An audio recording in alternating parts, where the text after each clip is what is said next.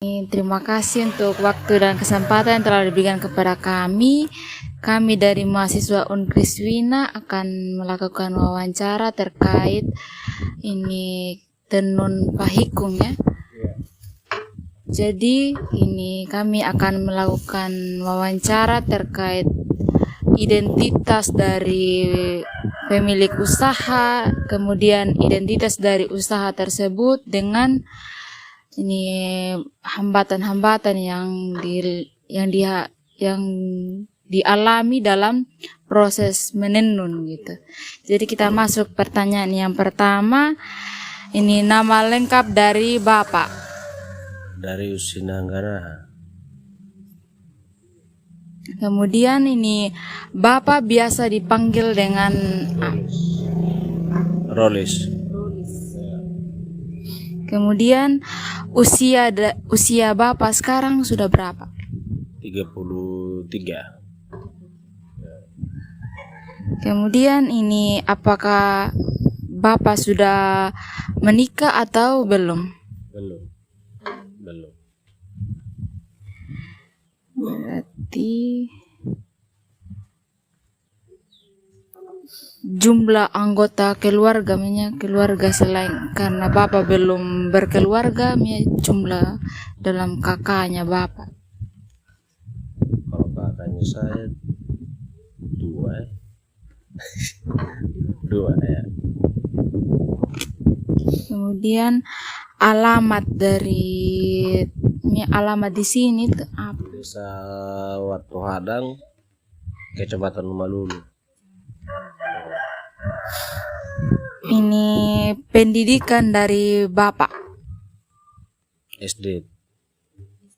Lulus SD. Kemudian agama Kristen, Protestan. Oke Bapak, terima kasih. Kemudian sekarang kita akan masuk pertanyaan yang berikut terkait identitas dari usaha. Ini yang pertama, nama usaha. Kita di sini tidak ada nama kelompok begitu. Tidak ada, jarang yang pakai nama kelompok. Ada sih, tapi kalau khusus di rumah sini tidak ada. Pribadi. Kemudian ini berapa lama usaha tenun ikat ini dijalankan? Maksudnya dalam proses satu lembar ini. Sudah berapa lama tenun Woi, ikat ini? kalau ini sudah lama, ini dari umur 8 tahun sudah bisa tenun ini sudah bisa. Berarti sudah cukup lama sekali ya? Ya, cukup lama. Kemudian ini status kepemilikan dari usaha tenun ini, apakah ada orang-orang luar yang membantu atau ini milik sendiri? Kalau di sini milik sendiri. Ya. Kemudian ini setelah ini proses tenun, ini sudah jadi ini sarung, kemudian jadi selendang, apakah ini akan dijual lagi atau bagaimana? Ya, dijual lagi. Ya, ada yang dijual, ada yang buat adat, macam-macam. Kemudian ini kira-kira ini modal awal dari awal ini pembuatan atau proses tenun ikat ini dari awalnya itu kira-kira ini Bapak ingat itu sekitar berapa?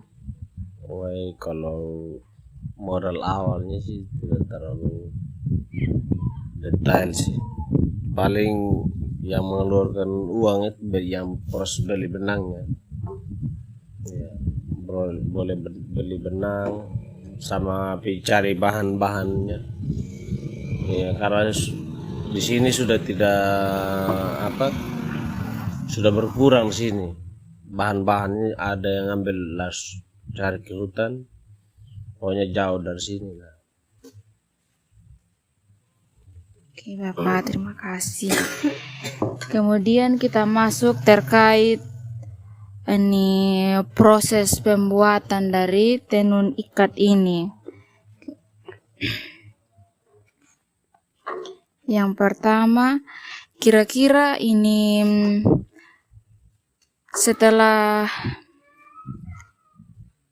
punya cara dari bapak atau mama di sini ini untuk memasarkan ini kain tenun ikat untuk bisa terjual dengan laris itu bagaimana gitu?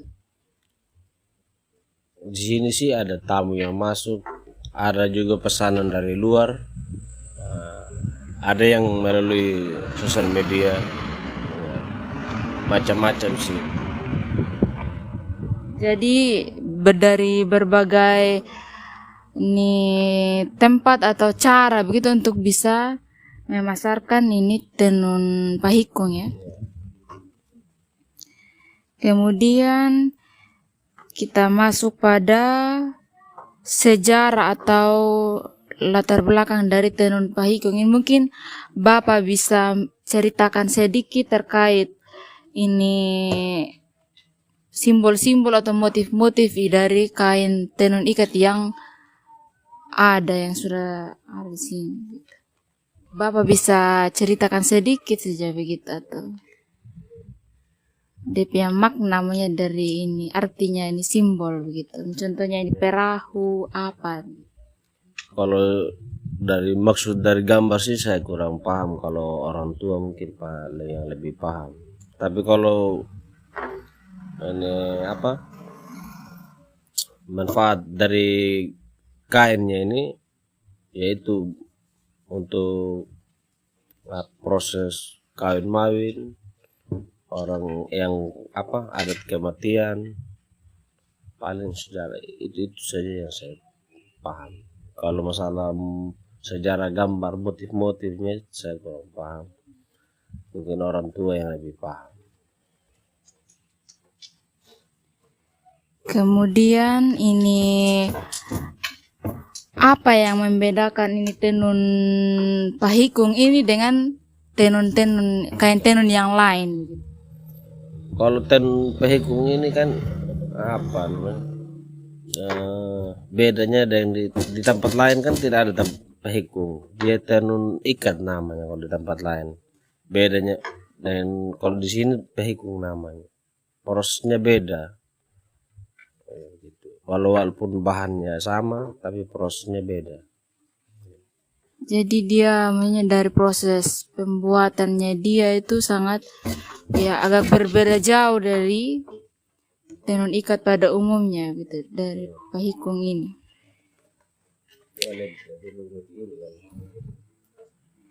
Kemudian ini bagaimana ini caranya bapak atau mama begitu ketika dalam proses pembuatan begini, kalau kayak melakukan relasi dengan tenun ikat atau dengan tetangga lainnya begitu, kalau melakukan tenun ikat begitu, caranya bapak begitu untuk bekerja sama begitu. Kita di sini ada macam-macam cara di sini. Ada yang tetangga di sebelah tidak bisa hikung, tapi bisanya tenun saja. Jadi dari tetangga sebelah datang kasih hikung sama kakak di sini, terus yang paspor tenunnya dikasih ke tetangga begitu. Nah, yang bikin motifnya itu kakak di sini, terus yang tenun supaya jadi sarung ya tetangga begitu, saling tukar begitu. Jadi saling membantu begitu. Saling membantu. Kemudian ini apakah ada rencana dari bapak dengan mama begitu untuk ke depannya begitu untuk mengembangkan ini usaha bisnis tenun pahikung? Kalau itu sebenarnya rencana hampir semua di sini ada rencana begitu. Sekarang juga sudah ada kelompok-kelompok tenun hikung ini banyak sih di kampung sini. Tapi untuk saat ini belum belum bentuk saja, masih proses ya perencanaan. Kemudian kita masuk pada tantangan, kira-kira dalam proses pembuatan tenun ikat ini apa-apa saja kendala atau halangan yang bisa ini kayak untuk apa yang tenun ikat begitu kayak agak sulit begitu ya. Kendala-kendala apa sih pas mau buat tenun ikat begitu, tenun pahikung? Kalau kendalanya paling pas yang agak sulit sih yang ada di sini, yaitu bahan-bahan untuk proses pewarnaan. Ini kayak cari-cari akar mengkudu, ini daun nila, nah itu. Paling mencari bahan-bahannya yang agak susah. Apalagi sekarang kan sudah semakin banyak penenun, pasti agak sulit untuk ini memperoleh bahan-bahan tersebut ya. Iya, betul. Kemudian ini kan tadi ada kendala-kendala dalam proses tenun pahikung ini. Terus bagaimana cara dari Bapak dengan Mama begitu untuk mengatasi itu masalah? Ya paling ya kita usaha harus cari apapun itu, karena ini adalah bagian dari kebutuhan hidup untuk makan. Jadi kita harus berusaha, harus cari apapun kendala tantangannya kita harus hadapi.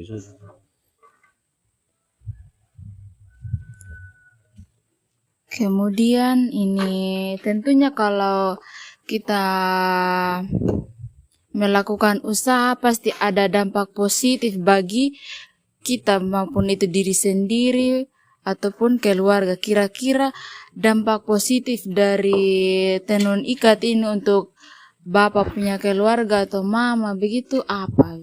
Contohnya seperti apa? Kalau dampak positifnya ya dari hasil dan songketnya ini. Kalau kita jual kan ini sudah yang kita buat pakai beli makan, ada yang buat kasih sekolah anak, ada yang untuk masuk di adat, kawin mawin begitu, kematian. Ini bagian dari semua dari hasil kain. Jadi tenun ikat ini sangat bermanfaat sekali dan memiliki dampak positif sekali untuk kehidupan dari Bapak Mama yang ada di Desa Watu Hadang gitu ya.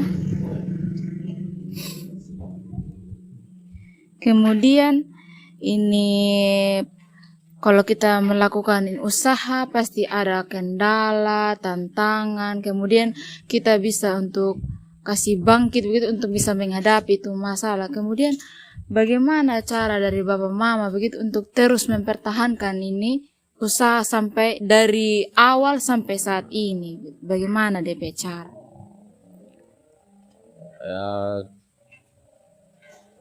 Karena ini sudah adalah satu-satunya yang buat masyarakat di sini untuk buat makan minum sehari-hari, buat kasih sekolah anak. Pokoknya inilah bagian dari kebutuhan ya, kita harus usaha. Jadi ini merupakan salah satu penghasilan dari Desa Watu Hadang ya. Penghasilan yang paling dominan. Oke. Kira-kira Bapak yang ini namanya apa? Kalau ini bahannya dari bahan untuk pewarnaannya dari daun nila. Kalau yang ini akar mengkudu. Ada yang dari kulit-kulit kayu, macam-macam ya. Kalau di sini proses untuk pewarnaan dari bahan-bahan kimia jarang di sini. Kalau di kampung sini, di kampung Paus ini. Kemudian yang ini namanya Apa?